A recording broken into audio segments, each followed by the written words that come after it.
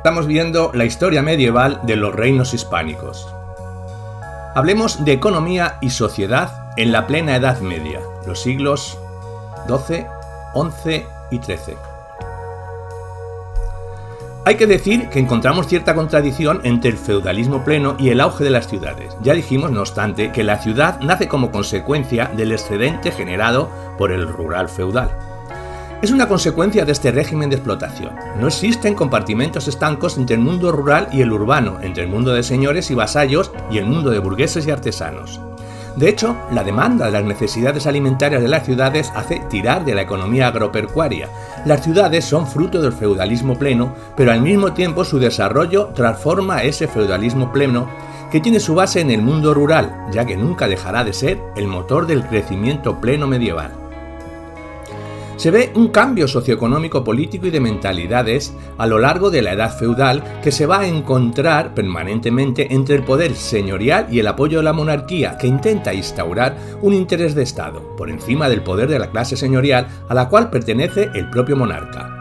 Cuando hablamos de renacimiento urbano en el pleno feudalismo, hay que tener en cuenta que las ciudades de la península no son como las ciudades-estado del norte de Italia, sino que están mucho más sujetas al campo, en el sentido de dependencia de los señores, y tendrán que esperar a su propia revolución burguesa.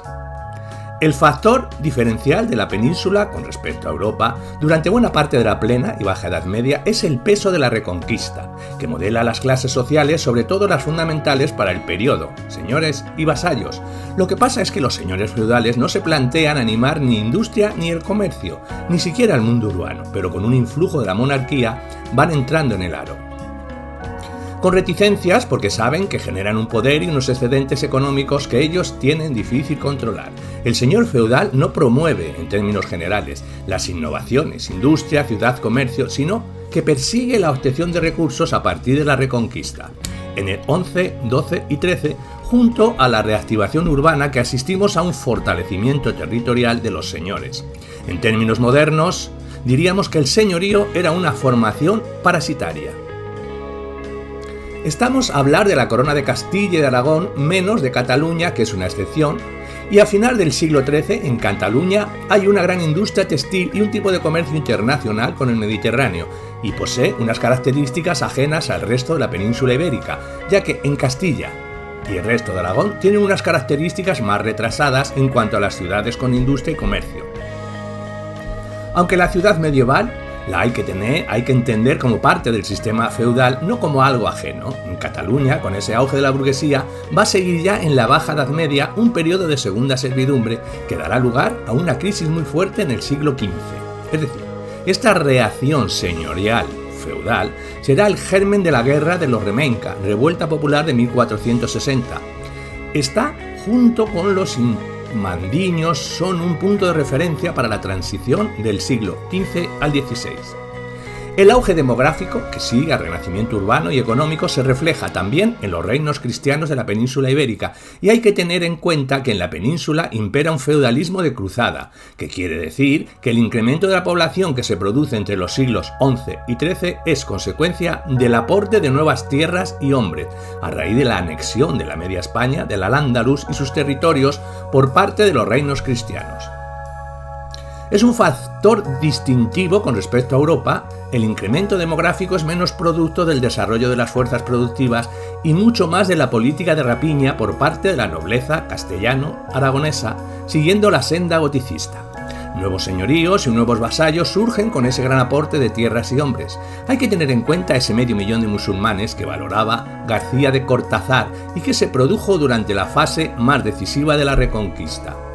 A pesar de esta pérdida de población para los reinos cristianos, fue compensada mucho más con la simple conquista de tierras, y esos hombres que vivían en esas tierras las cedían a los nuevos señoríos jurisdiccionales.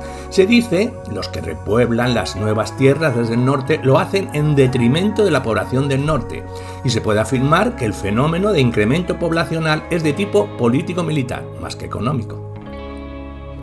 En estos reinos cristianos, el auge demográfico es consecuencia del pleno feudalismo, del avance de la economía agropecuaria y de las ciudades que compensa la población cedida para las tareas de repoblación en el centro y el sur. donde buena parte de esa inmigración hacia el sur procedía de las ciudades que a su vez estaban conectadas con el resto de Europa en un renacimiento a todos los ámbitos.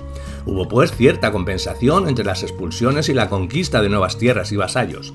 Por un lado, con el descenso de habitantes, sobre todo en el mundo urbano del norte que iban hacia el sur, y la propia generación de nuevos vecinos, con mejoras en las tasas de nupcialidad, natalidad, etc. Hablemos de economía, la agricultura. Participamos junto con el resto de Europa en la difusión de nuevas técnicas agrícolas. Estos no implican un aumento sustancial de los rendimientos, que siguen siendo modestos.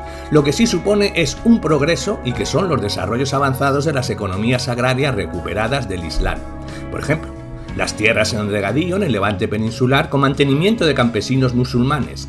El tercer elemento que explica el auge de la economía rural durante el feudalismo es el empuje de la comercialización. La revitalización de las ciudades y el comercio extrapeninsular favorecía la economía agropecuaria. Estos tres factores nos llevan a hablar de una economía rural, pero relativamente floreciente. Si las nuevas técnicas no parece que influyeran mucho en este momento, asistimos también a un aumento de las roturaciones con el fin de cultivar cereales, vino y obtener pastos para el ganado. Se le resta terreno al bosque.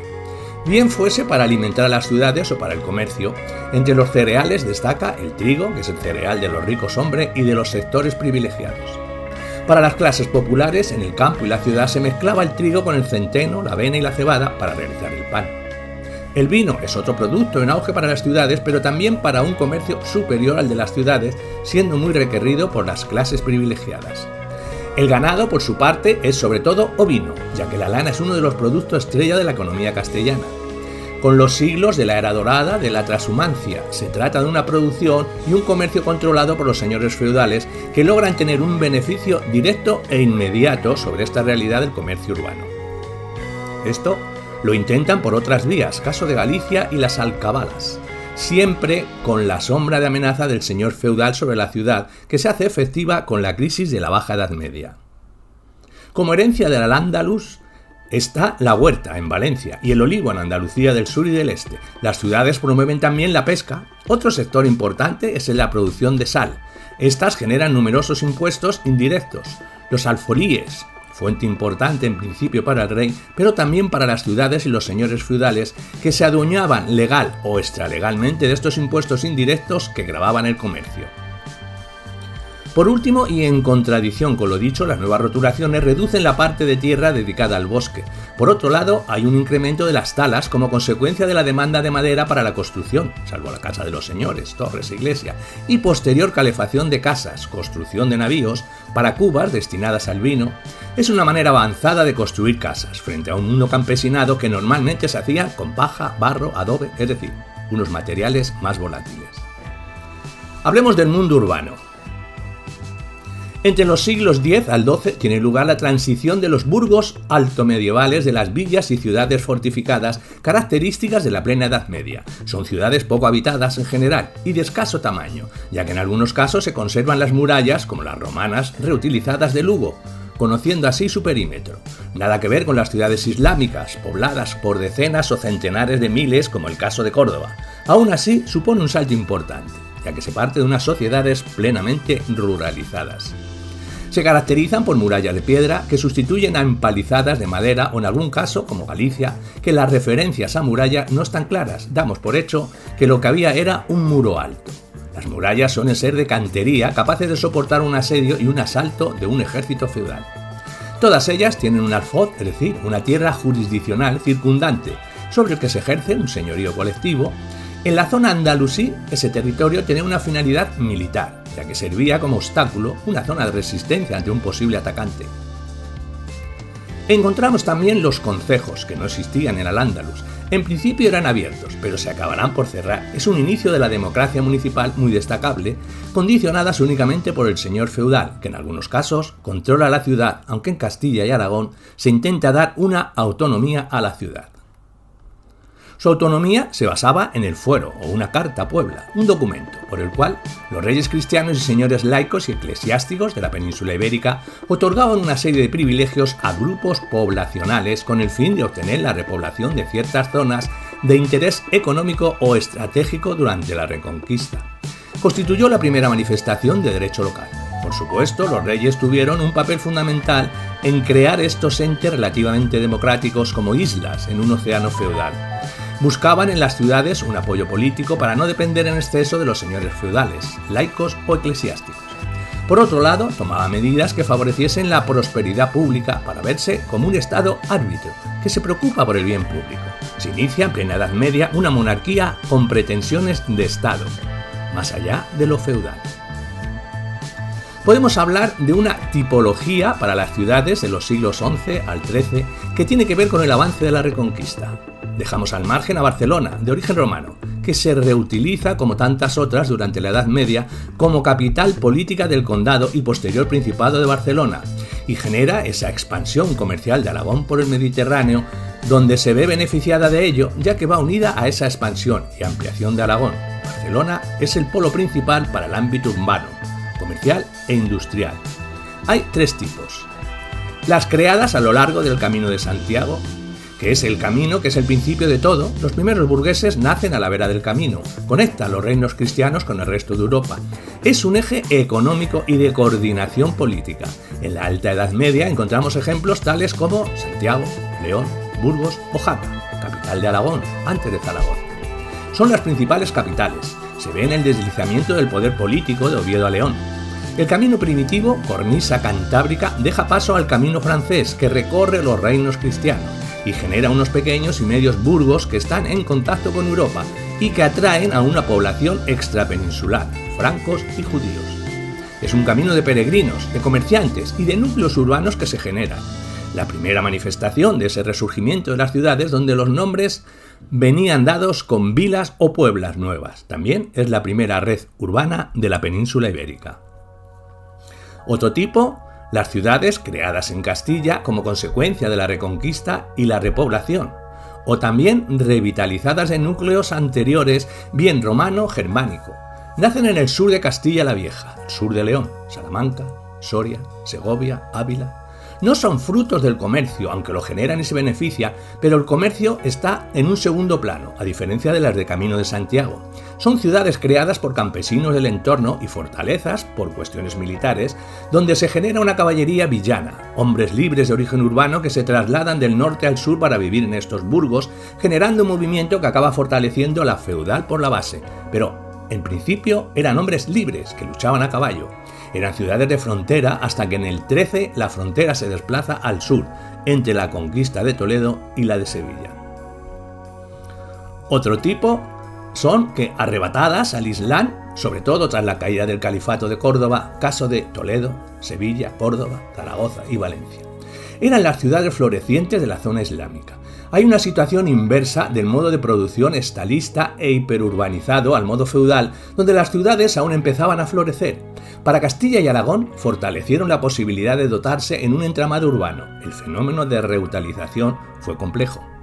En un primer momento se produce el desplome del poder andalusí con el retroceso del mundo urbano, y se alimentaba del Estado y conectado a todo el mundo musulmán, y en un segundo momento se observa la preocupación cristiana tras la conquista de ciudades en lo referente a cristianizar a la población y el hábitat urbano.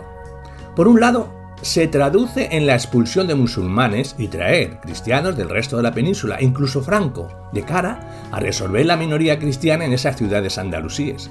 Y por otro lado, la marginación de la población musulmana en barrios periféricos o morerías, y de paso a los judíos donde van las juderías. En resumen, cristianizan y alteran el urbanismo. Los nuevos vecinos que llegan son de dos tipos: los soldados y posteriormente una migración desde el norte por parte de gentes que buscaban mejores condiciones de vida. Las ciudades fueron repartidas así, siendo traumáticas las consecuencias para las que se resistían, como el caso de Sevilla. La repartición de tierras era para los grandes caballeros, siendo para los medianos y la infantería menor, que no solo se repartían terrenos en el alfoz de las nuevas ciudades, sino que también repartían las casas, aprovechando el vacío, gracias a la expulsión o marginación en juderías o morerías. Tras estas medidas drásticas, Sevilla es buen ejemplo. Lo que se hizo fue enlazar esta infraestructura de las ciudades musulmanas con el renacer europeo y por tanto de la península ibérica. Se suele poner un cuarto tipo de ciudades, las de Camino de Santiago, vinculadas al Reino de Galicia, que son las ciudades de dominio eclesiástico. Las demás son de realengo o señorío laico, como el caso de La Coruña, Betanzos o Ribadeo, aunque esta no de forma continuada. Las demás dependen o bien del arzobispo o bien del obispo de las otras sedes, caso de Ourense, Tui o Lugo. Se da cierta continuidad con esas ciudades ya utilizadas en el siglo V, en esa época Sueva, como sedes episcopales. En resumen, hay tres vías: ciudades romanas, suevas y visigodas, reutilizadas durante la plena Edad Media. Nuevas ciudades de creación cristiano-occidental, tanto en el norte como en el centro. Además, una remodelación a la baja de las ciudades de Al-Ándalus. Al final, la importancia de las ciudades dependerá del mayor o menor arraigo del comercio y la industria.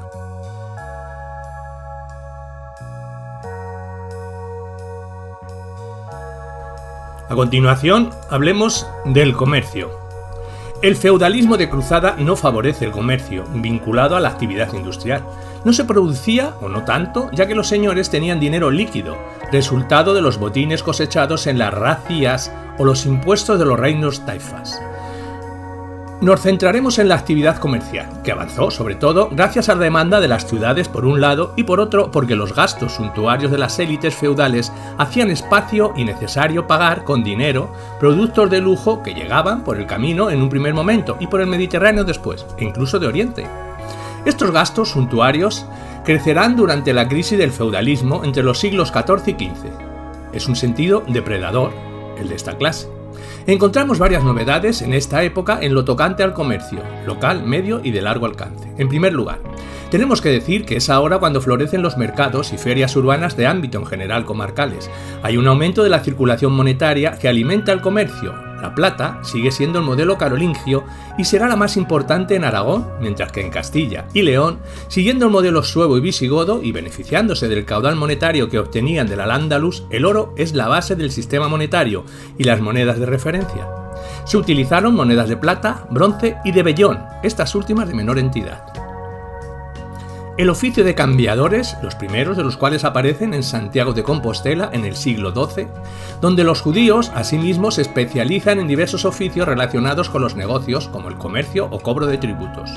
Los usureros judíos en el XII cobraban un 100% de interés anual, así se han hecho, por influencia de la monarquía que se fue reduciendo a un 25% por sus servicios. Al mismo tiempo que generaban riqueza, también se beneficiaban muy personalmente de la necesidad de la economía, de las personas, de dinero y de bienes de consumo. Fue una de las bases del antisemitismo de tipo popular, manipulado por la nobleza y la monarquía. Las sociedades mercantiles, muy avanzadas en el norte de Italia, donde hay una influencia sobre todo también en Cataluña, de Venecia, Florencia o Génova. Esta relación benefició al comercio internacional, medio y local de Cataluña. Los genoveses estarían también muy presentes en Sevilla y es una asociación para el comercio que va más allá del mercader trashumante. Los medios de transporte eran relativamente pobres para el comercio de ámbito peninsular, con la excepción del Camino de Santiago, y se trazó sobre una calzada romana que fue en el siglo XI restaurada para el periodo de más florecimiento del camino.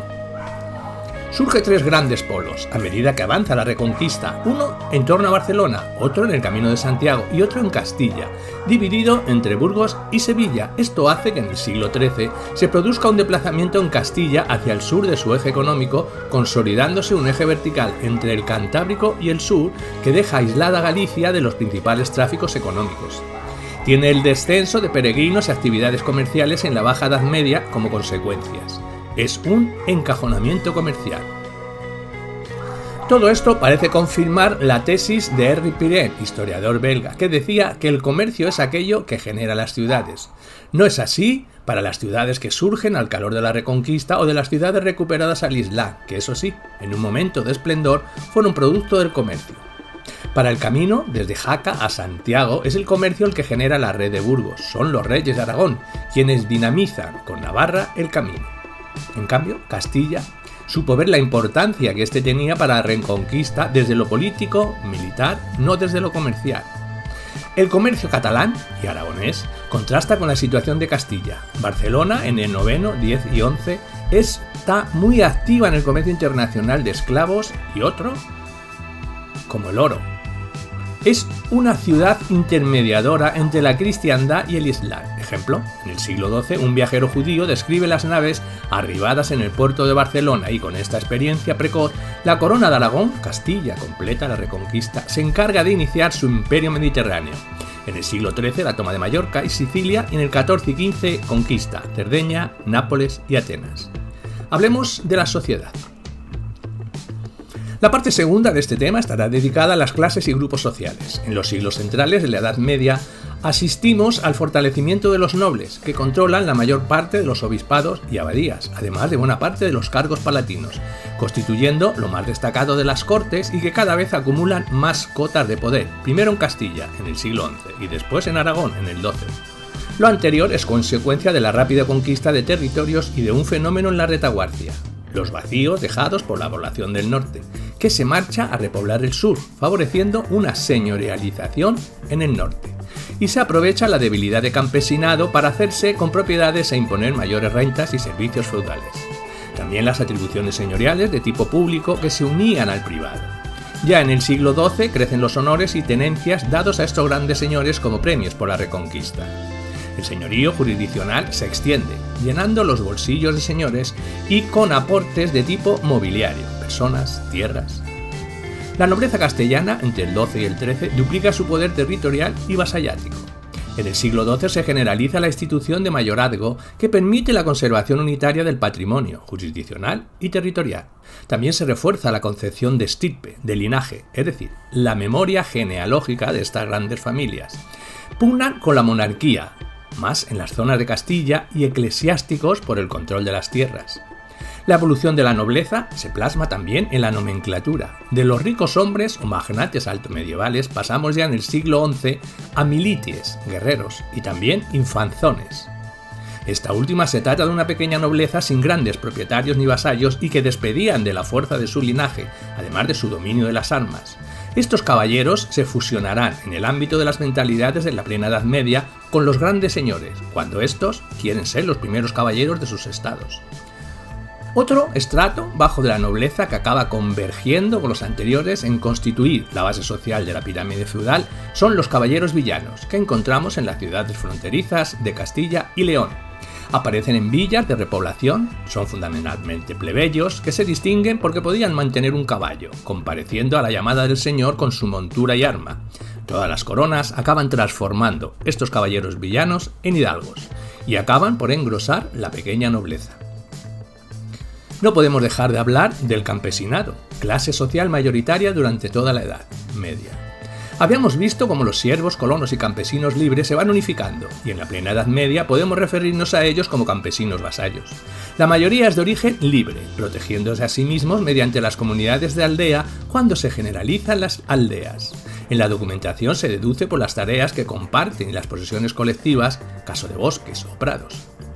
La forma institucional pueden ser bien las parroquias, bien los conceptos rurales. Hacía de escudo para el campesino vasallo en su relación con el señor, ya que podía hacer valer ese peso colectivo, aunque no siempre. Estamos hablando para Castilla, León y parte occidental de Aragón. En Cataluña es distinto. Entre el siglo XI al XV se mantienen figuras jurídicas de servidumbre que en el resto de la península desaparecen durante la transición al feudalismo pleno. Están adscritos a la tierra. Eran aquellos siervos rurales de la Alta Edad Media y son los conocidos como payeses de remenca. Este último término hace referencia a un pago que tenían que realizar al señor para ser manumitidos. Es una paradoja entre el avance urbano y el atraso rural en Cataluña. Dentro del mundo urbano aparece la burguesía, que en principio hace referencia a todo habitante del burgo. En un segundo momento lo identificamos con comerciantes, notarios, hidalgos, urbanos, clero medio, hombre de negocios, dirigentes de los gremios artesanales y será lo que se conoce como oligarquía urbana. Esta burguesía conocerá su gran ascenso a partir del siglo XVI y ejercerá un papel importante en la destrucción del feudalismo, no ya del medieval, sino con la rectificación en la Edad Moderna con el comercio y el poder del Estado. Estarán limitados por los nobles y prelados, siendo una contradicción en el sistema. Y el artesanado es el común de las ciudades o povo miudo.